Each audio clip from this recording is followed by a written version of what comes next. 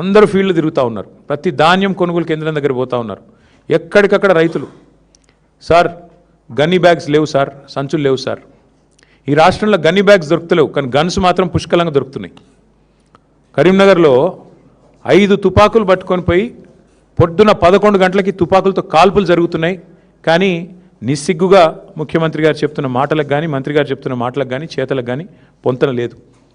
వాస్తవానికి ఈరోజు కూడా రాష్ట్రంలో ఎక్కడా కూడా 30-35% మించి ధాన్యం కొనుగోలు చేయలేదు.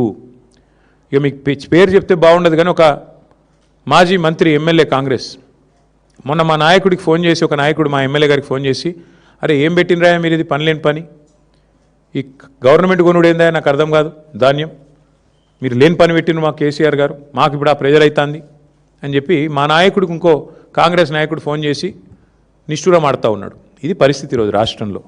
ముఖ్యమంత్రి గారేమో 80% కొనేసిన అంటాడు, మంత్రి గారేమో 50% కొన్నా అంటాడు.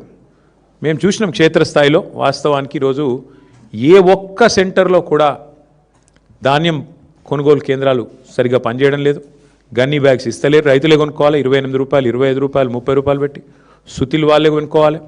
మంచినీళ్ళ సౌలత్ కూడా లేదు. ఇంకా మీదికెళ్ళి వెయిటింగ్ ఛార్జీలు కూడా రైతులే కట్టుకోవాలి. ట్రాక్టర్ లోడ్ చేసుకొని వస్తుండ్రు పాపం.